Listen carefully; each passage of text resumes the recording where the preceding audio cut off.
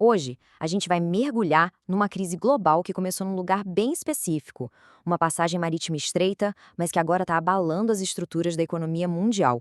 Vamos entender direitinho como essa onda de choque se espalhou pelo planeta. E para a gente ter uma ideia do tamanho do problema, tudo começa com essa declaração aqui, bem forte, da Agência Internacional de Energia. Eles não mediram palavras, já sinalizaram de cara que se tratava de um choque estrutural para o sistema global inteiro. Ou seja, não era uma marolinha. Então, para entender de onde veio todo esse impacto, a gente precisa ir direto para o epicentro da confusão. Um ponto nevrálgico, super crítico para o comércio mundial, o famoso Estreito de Hormuz. Pois é, em março de 2026, um bloqueio militar praticamente fechou o estreito. É como se tivessem fechado uma das principais artérias do corpo humano, só que nesse caso, a artéria da energia global. A navegação comercial, que era intensa, simplesmente parou. Foi algo que escalou muito, muito rápido. E para a gente visualizar o tamanho do estrago, olha só esse número. A média de navios que passava por ali todo dia era de 135. Depois do bloqueio, caiu para apenas 6. É uma queda, assim, absurda que paralisa qualquer sistema. E essa tabela aqui mostra o impacto em termos bem práticos, no mundo real. O trânsito diário de navios, como a gente viu, despencou. O seguro para quem se arriscava a passar por lá, bom, ele foi para as alturas. Ficou caríssimo. E o mais grave, quase 20 milhões de barris de petróleo por dia simplesmente deixaram de circular, ficaram bloqueados.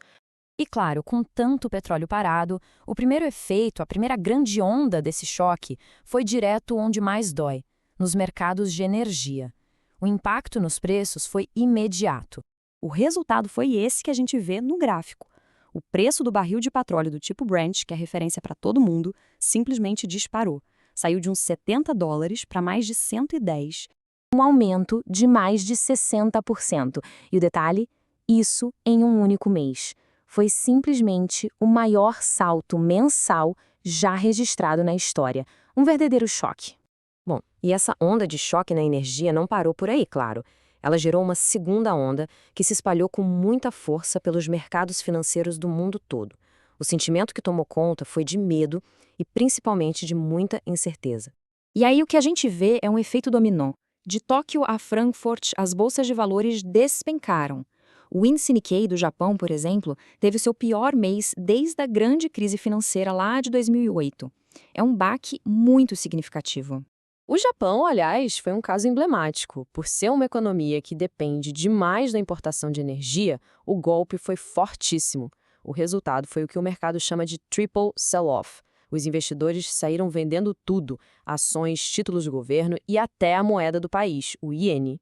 E sabe, existe um jeito de medir esse clima de pânico no mercado. Os analistas usam um indicador chamado VIX, que ficou conhecido como o Índice do Medo. Basicamente, ele mede a expectativa de turbulência, de volatilidade para as próximas semanas. E o VIX ficou acima de 30. Para quem acompanha o mercado, um VIX acima de 30 é um sinal vermelho piscando sem parar. Indica um estado de extrema cautela, ou, falando mais claramente, de medo generalizado. Pois é, e as ondas continuam se espalhando. O que começou com um bloqueio e virou pânico financeiro, agora começa a se transformar em ameaças ainda maiores, ameaças sistêmicas para toda a economia global. Porque pensem bem, a economia mundial está esfriando por causa da incerteza, mas, ao mesmo tempo, os preços, puxados pela energia, não param de subir. Essa combinação levanta uma pergunta que é, basicamente, o pesadelo de qualquer economista. É a famosa e temida estagflação. É uma combinação tóxica. A economia não cresce, o desemprego sobe e a inflação está lá em cima. É um cenário terrível porque os bancos centrais ficam de mãos atadas, com poucas ferramentas para conseguir combater os dois problemas ao mesmo tempo. E como se não bastasse, essa crise toda joga a gasolina em outro incêndio que já estava acontecendo em paralelo. A chamada guerra tecnológica, uma disputa estratégica pelo controle de minerais que são essenciais para tudo que é moderno hoje em dia.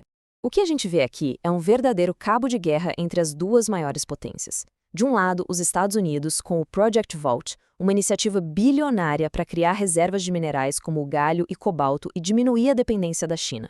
Do outro, a China, que já controla boa parte desse mercado, usando controles de exportação como arma, ou seja, controlando quem pode comprar e quem não pode. É um xadrez geopolítico de altíssimo risco. Ok, mas como todas essas ondas de choque globais que parecem tão distantes afetam um país na prática? Para entender isso, vamos olhar de perto um estudo de caso muito interessante e complexo. O Brasil.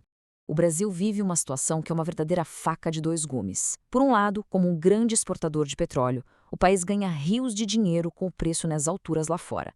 Isso aumenta a arrecadação do governo. Mas, por outro lado, aqui dentro, a população sofre com o preço da gasolina, com a inflação comendo o poder de compra e com toda a pressão fiscal que isso gera.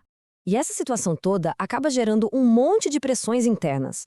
A previsão de crescimento da economia já cai, surgem dúvidas se o governo vai conseguir cumprir suas metas fiscais e o custo da dívida pública aumenta.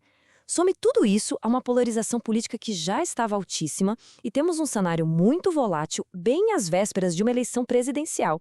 No fim das contas, o que fica claro é como um único evento, num único lugar, foi capaz de revelar a fragilidade de todo o sistema global. Mostrou como tudo está interconectado. Uma peça cai e derruba todas as outras em sequência. Isso vai muito além de um pânico passageiro no mercado. O que estamos vendo é uma mudança de paradigma. Governos, empresas, todo mundo está sendo forçado a repensar o que significa risco e o que significa segurança nesse novo cenário do século XXI. Isso tudo deixa no ar uma última reflexão, uma pergunta que talvez defina essa nova era em que a gente parece estar entrando.